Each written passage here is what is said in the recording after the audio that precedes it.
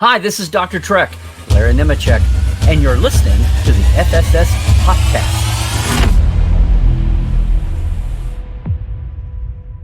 Hello and welcome to the FSF Podcast. I am Tim. I am your host. Kathleen and Ben we'll say they're on assignment just because they're slackers and neither one of them are here today. But in the meantime, I get to slacker assignment. Yes, they're slackering on their slacker assignment. But my guest today is someone who's no stranger to many Star Trek fans. You may know him as Dr. Trek due to his knowledge of all things super cool and Trek related. Not to mention that he has not but one, but two podcasts on the Roddenberry Podcast channel. That's Trekland Tuesdays and the Trek Files. So you can check them out there. But there's also the documentary. There's the Con of Wrath, which I'm excited to talk to him about because that's got some really super cool wordplay, and I love wordplay. But without further ado, kids, let's welcome to the show Dr. Trek, Larry Nemecek. Wow. Well, Tim, thanks for having me on. And yeah, we'll just show them what they missed. Exactly. Suck it, losers. Anyway, okay. I've been friends with him a long time. I can pick on him. That's the way this thing works. I always say Kathleen's the little sister I never wanted, but somehow ended up with. So,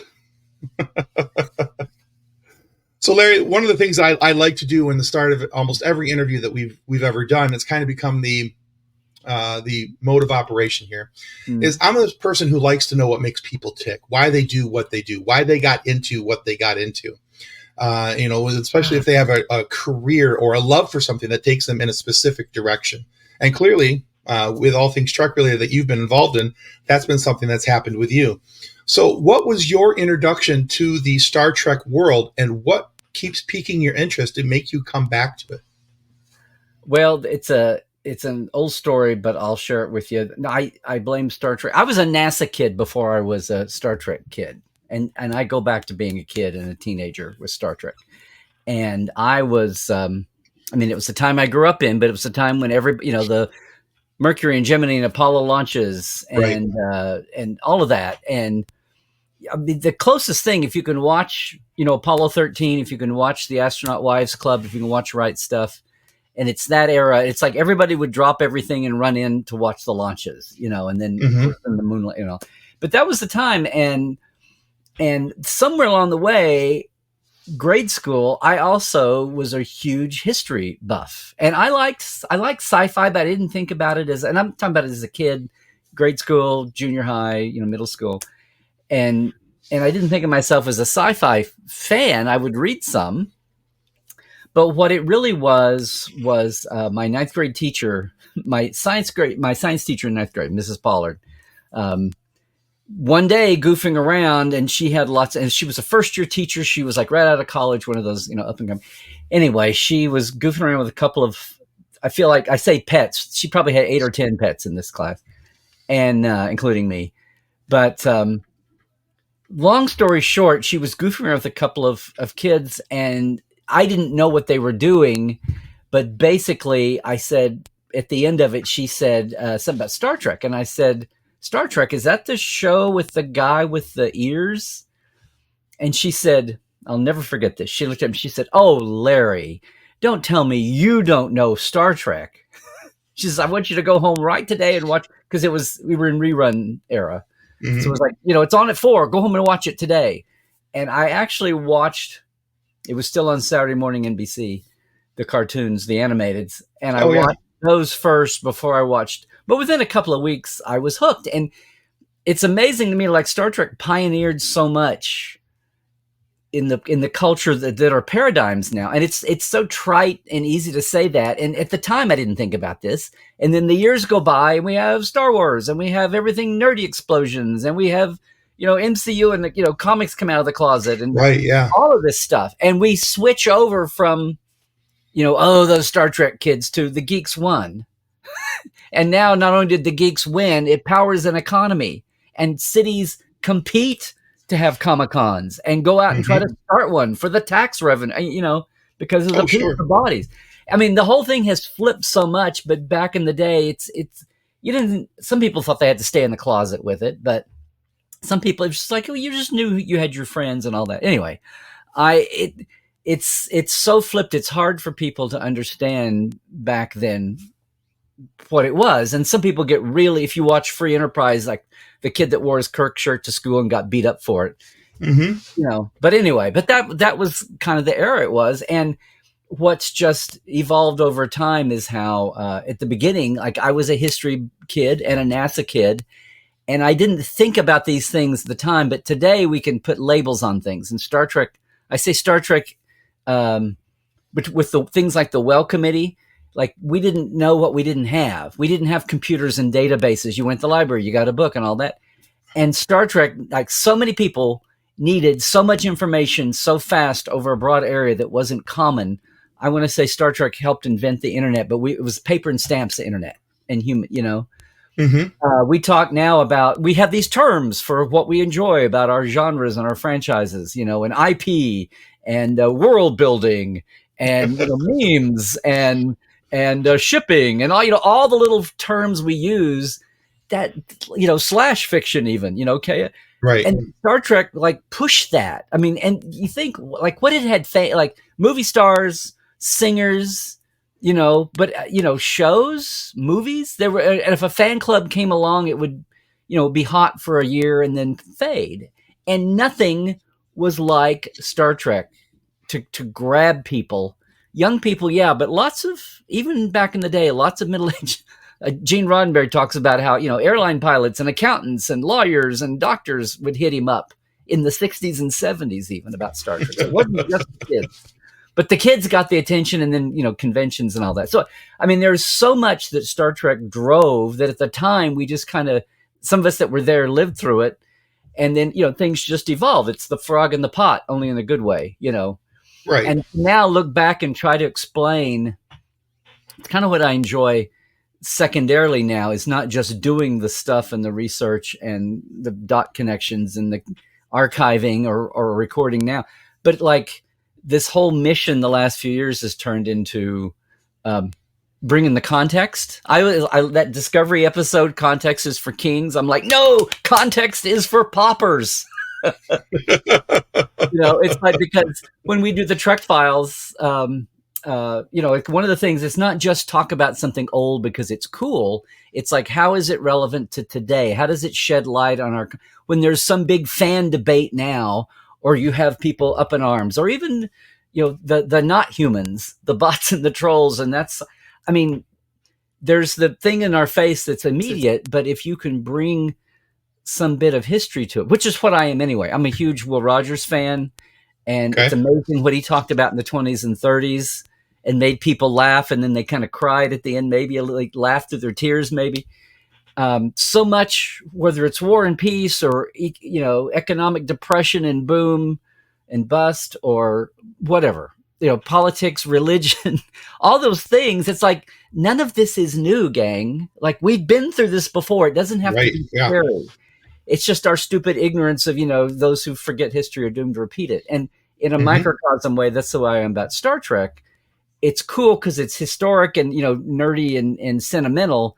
But at the same time, there's a lot of worth to know. And so that's kind of what I went through. And I'm going to shut up here in a second. But I went through a long time of looking at when the internet got out. And it wasn't like you had to go hunt down a newsletter or subscribe to a magazine every day. You had the world's headlines thrown in your face. And that included, the Trek headlines now that we've got some good news sites. And there are times when I went through a long time, 10, 15 years ago, when I'd see a headline, I go, this isn't news. Like, that's 15 years old. Well, yeah.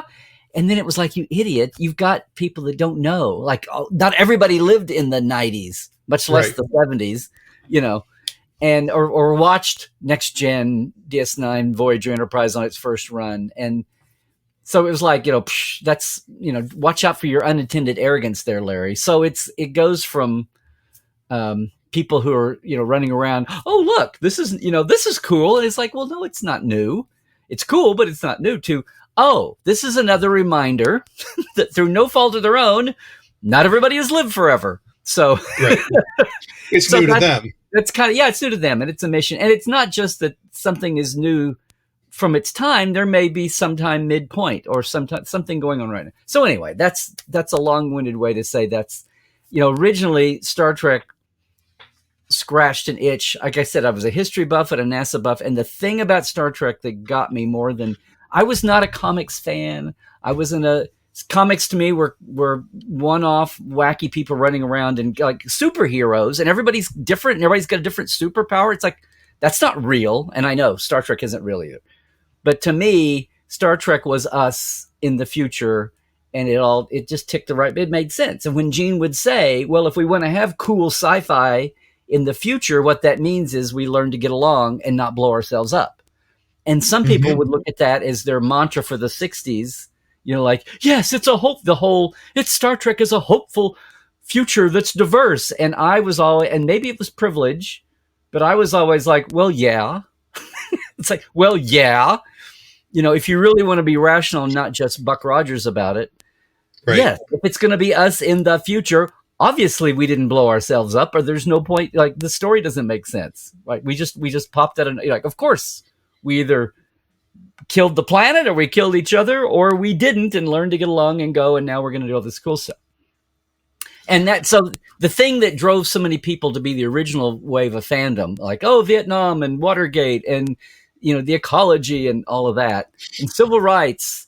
It was kind of like, yes, those are problems. We need to work on them now. And Star Trek says we did, but it was kind of like, okay, now can we get into the cool world building?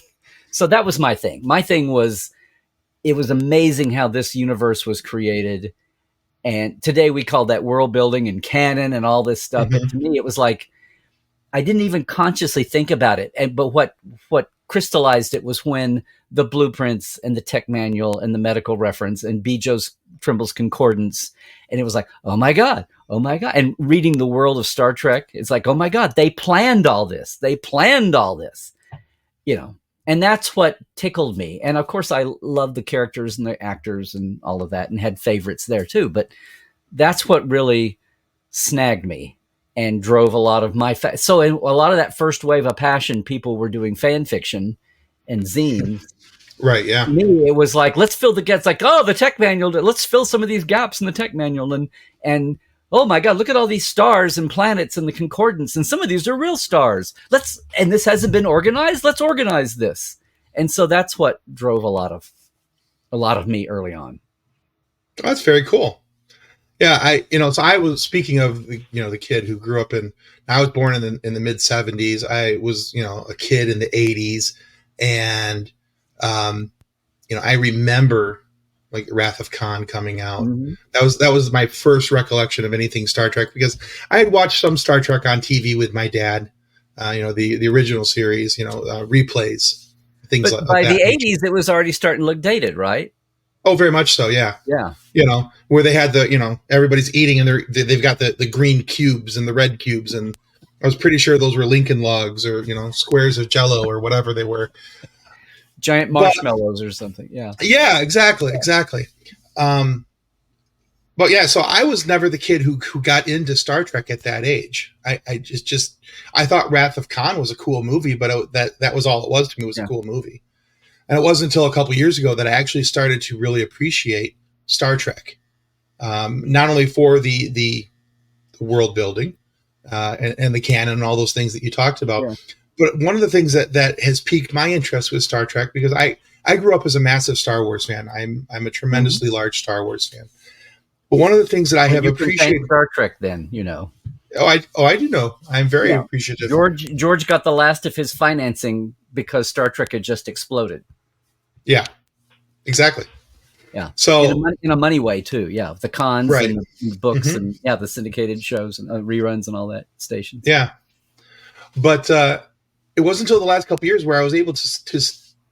The thing that I've enjoyed about Star Trek is that there have been episodes where I've had to stop it midstream, or I've stopped it at the end of the episode instead of just watching a bunch back to back. And I've actually had to sit and think about what that episode meant for me personally, what that meant for humanity around me, what it meant for the future, all these different things. And as much as I love Star Wars, that has never been something that I have done at the end of a Star Wars episode. I was like, man, that was a really good episode. Man, that episode of Star Wars, that really kind of grabbed your heart a little bit, and all those type of things. But I have never sat down and went, oh, that's what that's about, especially when it came to the original series. Because I'm not the biggest William Shatner fan, not a big Captain Kirk fan, but there were a few episodes, and especially in the original series, where I had to do that. There's the very famous and popular episode about racism, where half the face is black, half the face is white, and it's different. And these guys didn't like these guys, and see, that was never my favorite, because it was to me back in the day with just the 80 shows. To me, that was like, oh, that was so on the nose. It was almost insulting. Now I know people like cling to that now. I mean, like you could go back to some of the other ones that were a little more. This was the era and just after of the Twilight Zone, and the morality tale with the twist at the end. And maybe they weren't all with a twist on Star Trek, but the twist came partway through. And that's the thing. If you didn't get about the Sharonians and the black-white on different sides, that was kind of a twist if you hadn't picked up on it, before that. But some of them, like, Return of the Archons, and especially some of the first season shows, were more in that kind of allegory, metaphor, Twilight Zone reveal twist kind of a feeling to it of the time it's almost like that style has gone away now. And there's very few times you have that, even in a Berman era show, much less today. But yeah. Yes. Well, I was going to ask you, what were some of the shows that made you you said. There was that one, and I don't remember the name of the episode, so forgive me. I'll have to give you a description of it. But there was a planet that was going through war and people were being told where to go for extermination. Yeah. So they would have to go to this place, and these people, this number of people, it was all done by computer. There was actually no bombs being fired. It was a civilized war, war. Yeah. Yeah.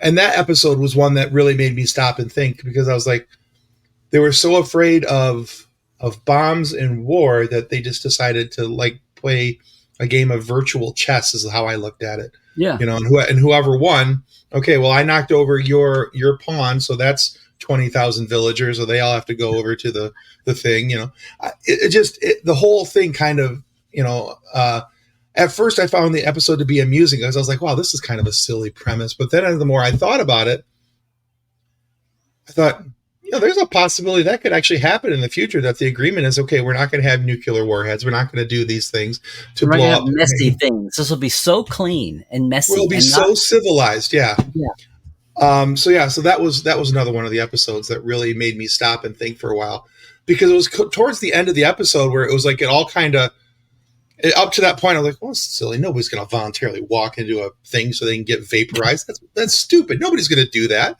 And then at the end of the episode, I'm like, it kind of hit me all at once. I was like, that could totally be a thing. Holy crap, this could be a thing. It went from being one-off people to whole mobs.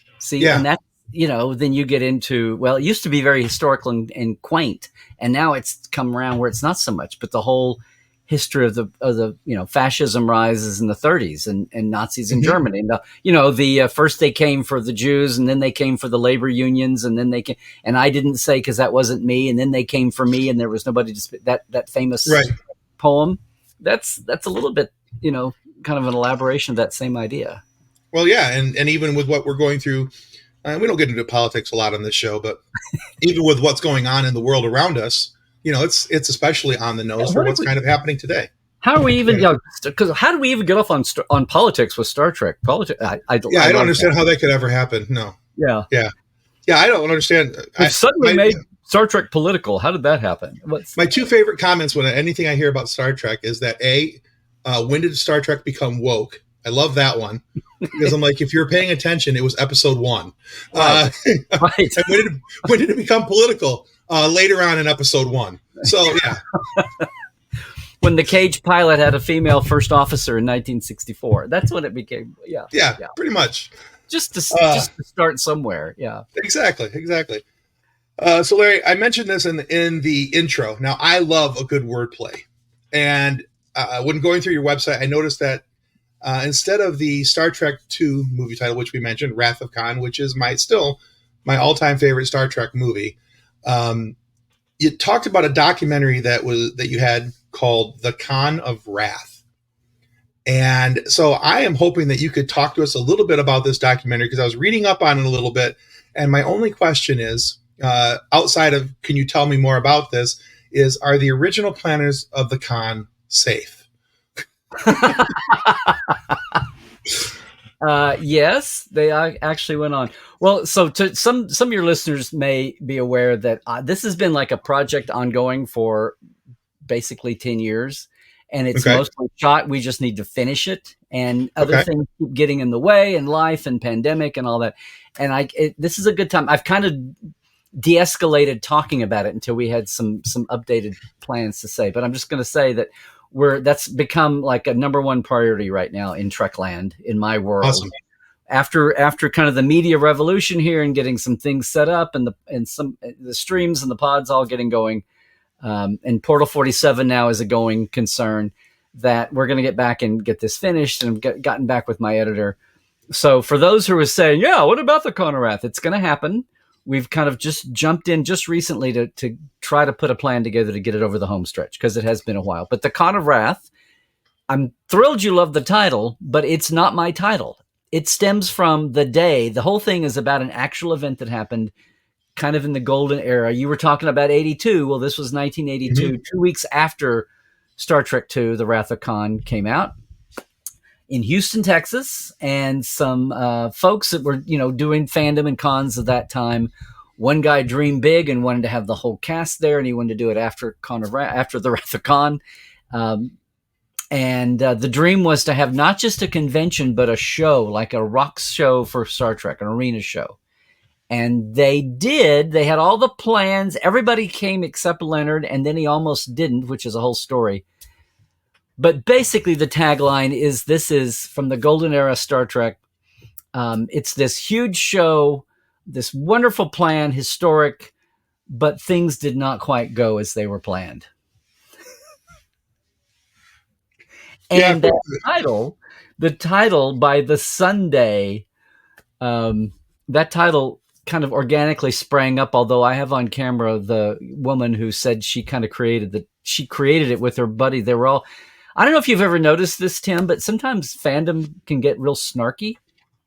Never noticed that at all. Never noticed Star that. Wars Yeah. fan. Maybe this was a Star Wars fan. It never maybe happened. This was an 80s thing then. Maybe it's Must just be, died yeah. out now. It's faded away.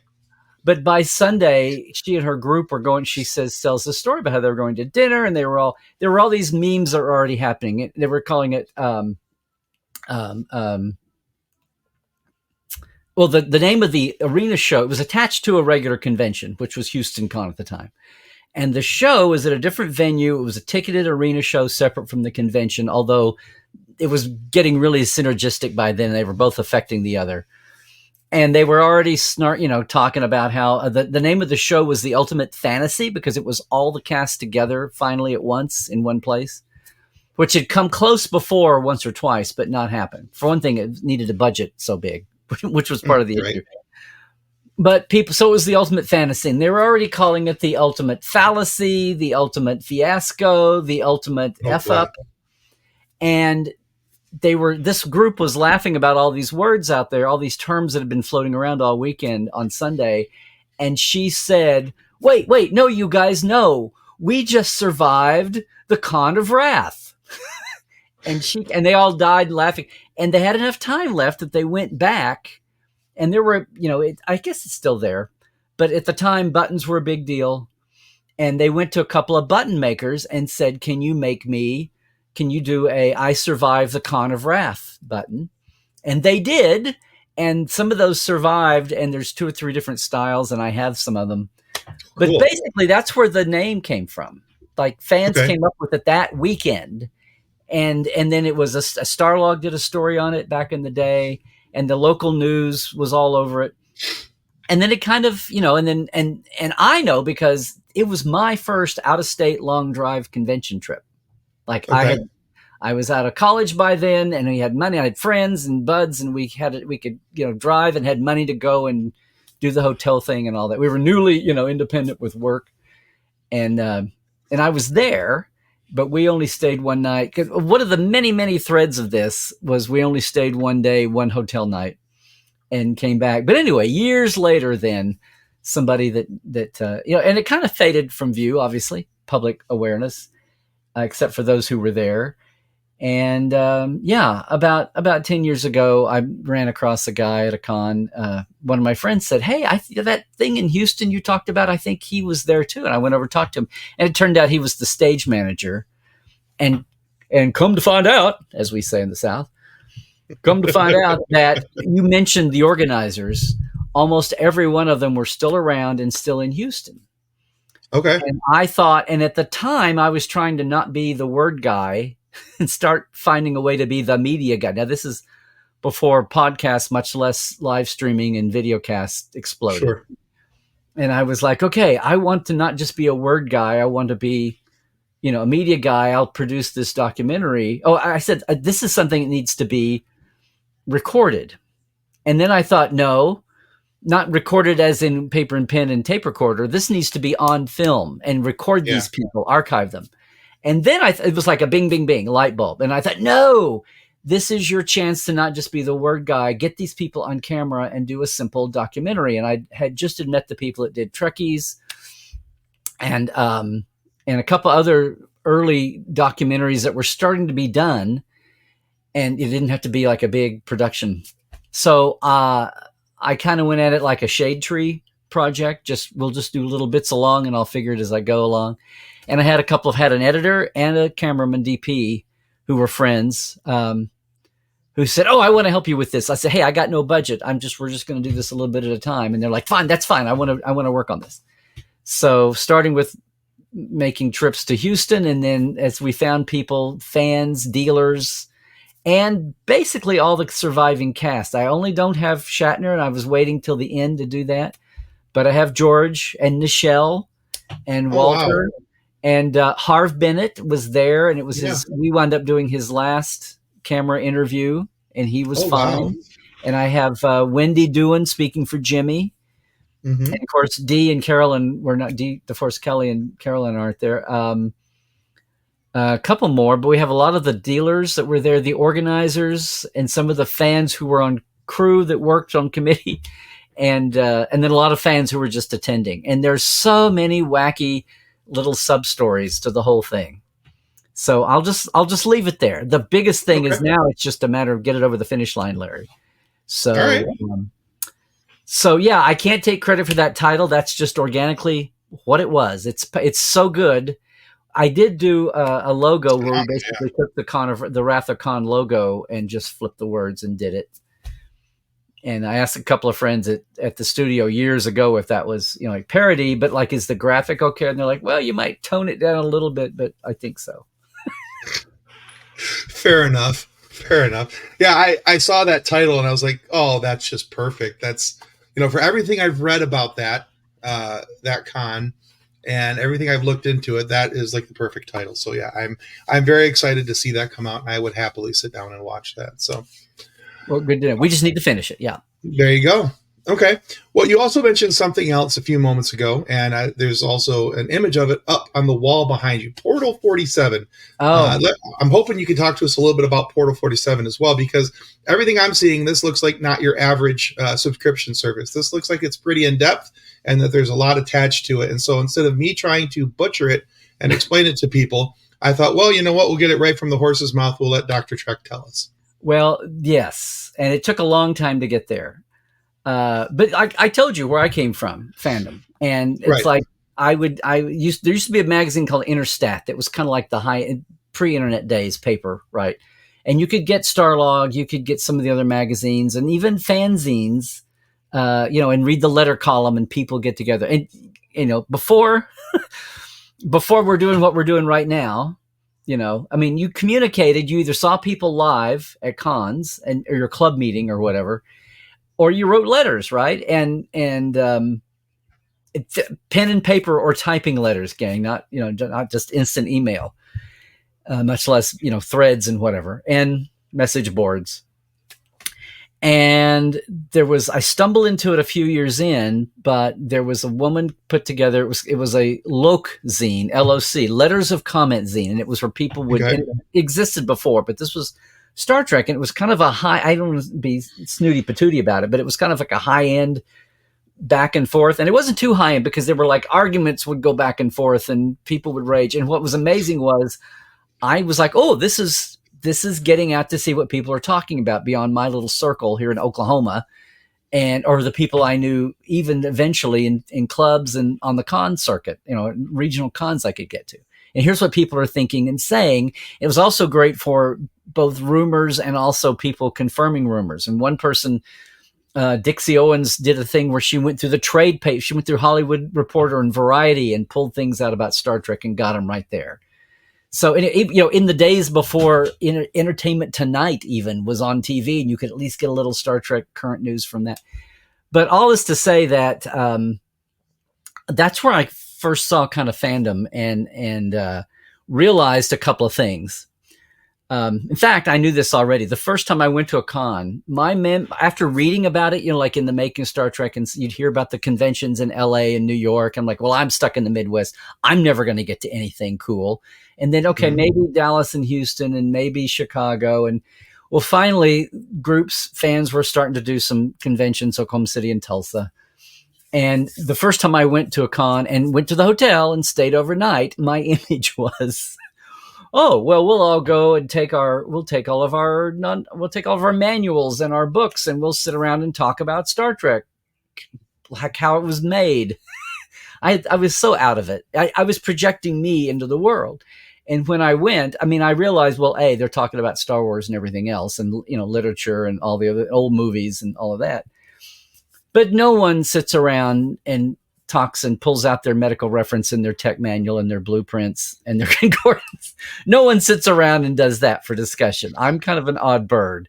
And then when I got Interstat and started subscribing and reading the letters, I went, oh, 7/8 of these people are women all arguing about Spock and Vulcans and Pon farr.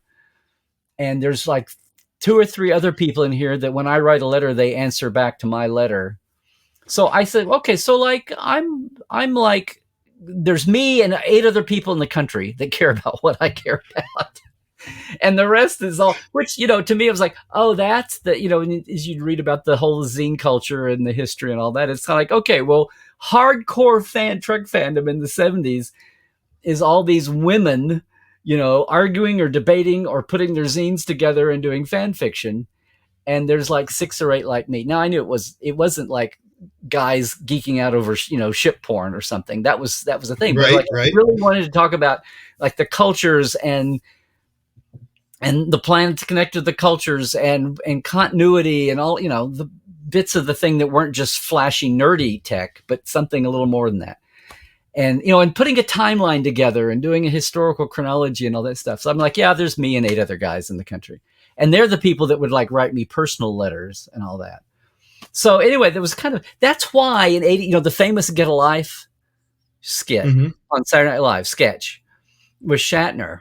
I remember watching that live and going, okay, let's see how much because this was the make fun of the Trekkie kids era, right? Right. And I remember watching that, and every time they would cut to the audience, it was like all these nerdy teenage boys in their t-shirts, right? And my first reaction to that, I was like, where are all the middle-aged women?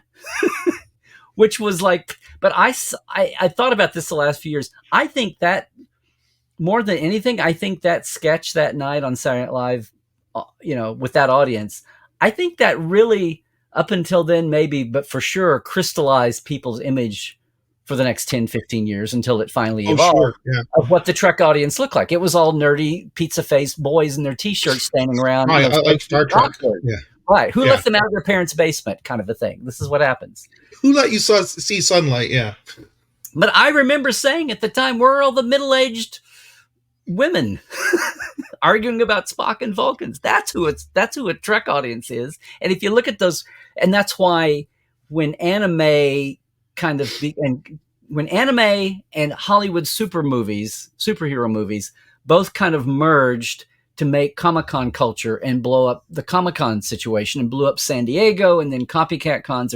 And when that kind of became the dominant thing, and it wasn't so much little sci-fi lit cons, or as I used to call them, lit snob cons, they were like Star Trek and media conventions where the emphasis was actors and all that, but they were still small to whatever. And then the explosion was, let's put all the fandoms and genres together, but it was led by, the MCU revival and the coming of anime going mainstream and overlapping. and there was a whole lot of, and so you had like anime girls, I'm saying, that are, doing, and then you had comic fans who were by and large guys, although I know there were, but I think that there was an attitude about 20 years ago, right after the turn of the century, of geek girls, and how geek girls are just fake and they're only cosplayers and all this. And it was a whole thing about, yeah, I'm sorry, there have been women it's like women built Star Trek fandom, and Star Trek fandom built Comic Cons because they were the first thing to split off from old lit cons and talk about, screened presentations, whether it was animation or, I'm not talking about what happened in Japan natively, but I mean, here in the States, right.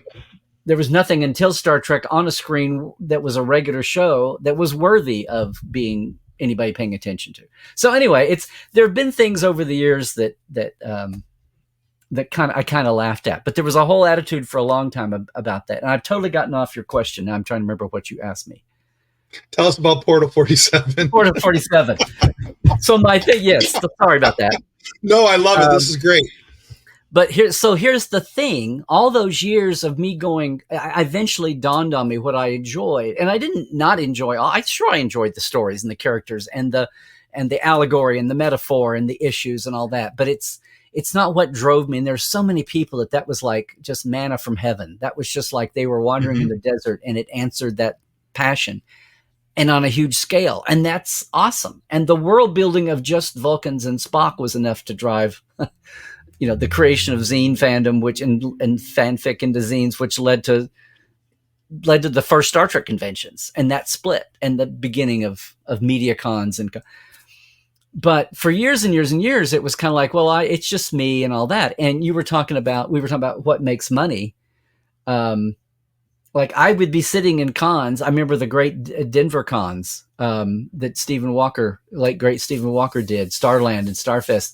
Mm-hmm. And then we're talking about the 80s, and TNG's on a boom, and here's Jonathan Frakes on stage, and his Q&A. It was either Jonathan, I want to say it was him, because he's pretty aware, since you can tell now in his history by directing. But I want to say it was him, but people would, questions would come out of the audience, and he would say, you know what? That's a Michael Westmore question. Or you know what? That's a Herman Zimmerman question. Or you know what? That's a Brandon Braga question. And I would always say in my seat to myself, then why aren't they on stage? And I knew the answer. It's because if I did TechCon and I'd have 15, the designers, artists, tech who really make the cake for the show, and the actors are the icing on top. And I'm not knocking them, but they always get the attention. Those makers of the shows that never get the attention are the ones who really give the actors the lines and the scenery to be in front of. But if you did that, no one would come. It's like, yes, we'd have this great convention once and we'd go broke. And that, that's one thing about the internet and YouTube culture and podcasting is we've done that. But for years and years finally started to get down that road. But for years and years and years, that was frustrating me, because I did the Next Generation companion book.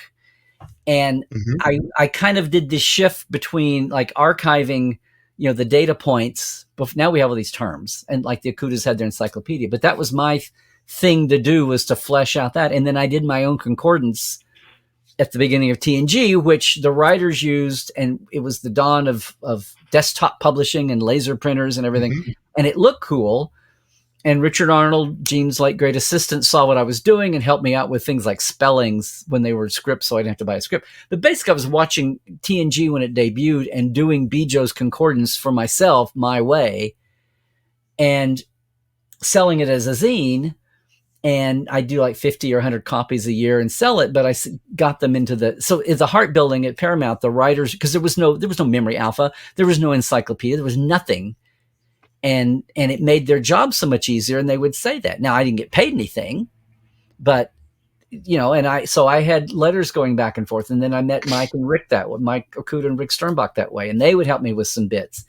And then things happened, and too long a story shorter, that's where the companion came from, except that I didn't get to do just a straight encyclopedia. It was a making of, and I had to do it in 3 months, which stretched to 6. And I was terrified because I didn't want it to be crap. And I had in my mind the Making of Star Trek book, and that was a huge high bar. And I had no chance to interview people, much less interview people from the first 2 or 3 seasons that all wound up getting mad and leaving in all the chaos on the bridge years, who wouldn't talk to me now, even though I was an official. So Pocket reached out. I wound up with a contract. It was amazing. I just had to do it so fast. And I was terrified that it would be, I know how fans are. Oh, they just slap Star Trek on that and want me to buy it. It's crap, And I was terrified that it wouldn't have enough depth to it. Anyway, we got that done, and I pivoted from just backgrounding to that. And from there on, I kept it up even though Next Generation ended. And I kept interviewing everybody and got to know the whole Berman era, from Next Gen through Enterprise. And then the world blew up. Paramount divorce, Viacom divorce happened. The Berman era ends. There's dead for Star Trek. And then my world blew up. Like the communicator of the fan club went away. Everything Star Trek blew up in the mid-aughts.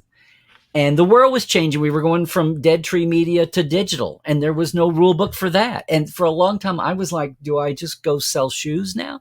Journalism. I couldn't go back to journalism because there was no money in that anymore. And I was the guy with kids and a family and a rent. And I was like, what are the new rules? Well, we're writing the new rule book, but we'll tell you as soon as it's ready. Well, I have bills to pay now. So in my head, I had this Rolodex of people. Rolodex, people still use that term. I had all these contacts. I had all these archives of interviews that I hadn't done anything with yet. The magazine was still the British magazine, which became American when the communicator went down. I had that, but it's like, how do I make this an ongoing thing? Well, it took a few years, and then StarTrek.com, I worked with that, and then it went away and was dead for 4 years because of stupid corporate stupidness. So for a long time, I finally met an entrepreneur coach who looked at creatives to help them make a business that instead of living contract to contract, you could be in charge of your own income, a steady income with what you knew creatively. And I said, can I take these pieces, the people I know, my own archives, the access and my own bridging entertainment and fandom and journalism, which I never thought about as a skill until then. Sure. Because a lot of journalists were good journalists, but they didn't know Star Trek to ask the right questions. And a lot of people were journalists and they knew Star Trek, but they didn't know how the entertainment industry worked and the egos and the way people looked at things. And I realized that I had all of that, which is why I think wound up making me a success at this. But anyway, I had a coach that said, yes, don't walk away from all those assets and those tools and those skills. Here's what you can do. And that's what Portal 47 is to me. Now, to the outside world, 47 is like a mini con all year long with a bundle of features every month from my archives and getting to know the backstage creatives that you never hear from. And I say Portal 47 is for all the Star Trek fans who still have no idea how much Star Trek they still have no idea about. Right. No, from what I was looking at, I just went, I think like $33 a month, I think is what I saw on your website. Yeah. If you pay for it at a yearly rate, but looking at what you get and the access that you get, I was blown away by what I was looking at. Well, this is, I finally started to put down, and this is like a sliver, and this is probably 2 years old, but I wanted to put just our guests, and that's not the apex. We have roundtables. I share things out of my archives. Right. We have meetups when I'm at a con guest, and we have a whole perk that a live dive. But it's like, I've got Mike McMahon here, but Bob Butler, who just recently died, was my first open. And once a year we have an open house that's open to the public, and you can just come in and enjoy a big headliner type guest. And I have specials to join and all that kind of thing. But then we got down to Steve Dierico, who was a security guard at the lot during Voyager and Enterprise, who has tons of stories. Basically, it's like, here's just more layers, because I know where people, if you really become a Star Trek fan, you're there, you're glossy eyed, you love the actors, you love the characters, sure, the stories. And of course, that's what the show is. But if you've gone around the block, if you've flown around the sector once or twice, and you're on your third or fourth rewatch, you can't help but start noticing whether it's, Gene Coon's name, or it's Ronald D. Moore's name, or what, and then you start looking at the final credits just because you're bored and you want something new to do, and you're not fighting, Paramount Plus is shrinking the credits, maybe, but you start seeing those names and you just wonder. and then you see all those titles and you go, what is the best boy, or what is this, it all is a jumble. And why do they have so many damn producers? What do they all do? Right. And that's one of the things. So it's partly been about specific people and their specific contributions, but it's also like, what does their craft do? What does their job do? And how does it fit in to the puzzle? And a lot of them talk about the 60s and the 80s and today. We just had Mike Westmore Jr. I know Michael Westmore, but his son did all the Blinkies for Data and the Borg, and some of the Blinkies then, but he also went into into editing. And the long forgotten craft of all this is the guys that sit in a dark bay all day long, and they aren't flashy, but they do a big job. Anyway, it's so many niches to the show, but it's also like what they do. And then they can talk about the people they worked with. So some of the other names that we haven't heard from, some people who have passed, especially, people can talk about them. And, I'm always, whether it's Gene Kuhn or it's Michael Piller and a lot of other folks, it's like they've passed now. They're not around to talk about this, especially Gene Kuhn died so soon before any of this blew up. And, so it's like insights on the people they worked with. Anyway, that's kind of the apex. So basically, it's a backstage dive for folks who are ready for that, or they're intrigued and they just want to know more about the shows. And they're not going to get it at a con. It'll be a drip at a con if ever, or a magazine, and even a podcast. Yeah. No, this is much more in depth than your average service or thing and it's a great community too. The people who are there are so which I didn't even think about in the beginning, but the Portales is a really awesome community. We have our own private page, and and some of the guests come back and stay on the page and answer questions. Oh, that's great. That's great. All right, Larry, I've got one final question for you. We like to call this our silly question. Okay. You said no gotcha, but okay. That's right. So we asked this because Kathleen, my co-host, was noticing that her 5-year-old daughter was getting asked this question, but she wasn't, and she was a little offended.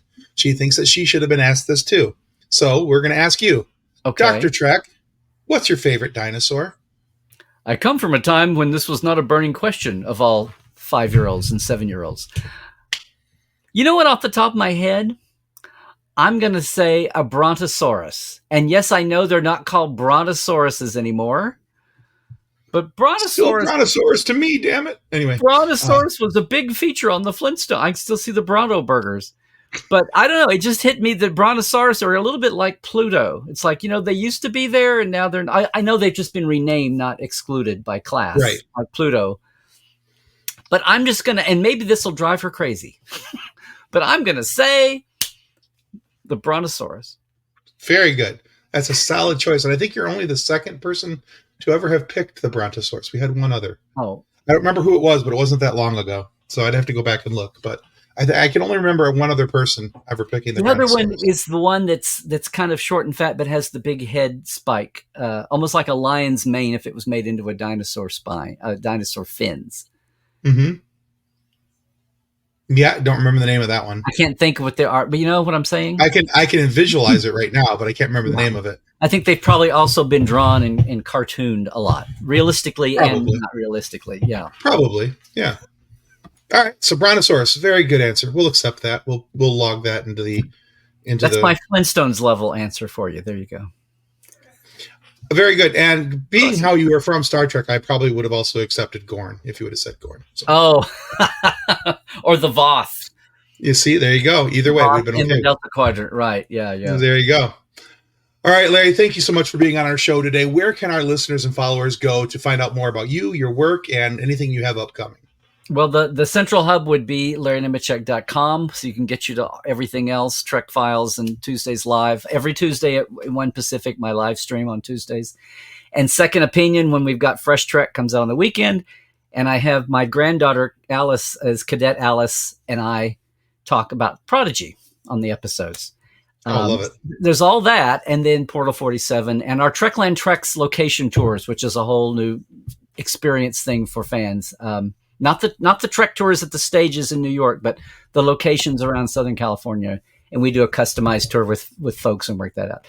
but that's all at my website. But then also I'm still on X Twitter at Larry Nemecek, and YouTube especially. I got into it late, so YouTube, Larry's Trekland, and Instagram. Very good. We'll make sure we put links for those down in our show notes down below so people can go check you out. And as a reminder, guys, this is your opportunity to click that awesome little subscribe button down there, because that helps ensure that our show continues to grow. We get amazing guests like Mr. Nemecek here, Dr. Trek, to stop by, have these great conversations with us, and enjoyable moments for you guys to listen to. So please not only click like and subscribe on this video and check us out, but please make sure to go check out Larry's work and go check out Larry's Trekland here on YouTube. You will not be disappointed by what you find. I guarantee it. I'm a subscriber. Anyway, but yeah, that's going to do it. That's going to do it for our show today. Larry, thank you so much. Guys, thank you for listening and paying attention. And yeah, goodbye. Goodbye. Trek well, everybody. Copyright 2024 FSF Podcast. Reference to any specific product or entity mentioned on this podcast does not constitute an endorsement or recommendation by FSF Podcast. The views expressed by guests are their own, and their appearance on the program does not imply an endorsement of them or any entity they represent. If you have any questions about this disclaimer, please contact us via email at info@fsfpodcast.com.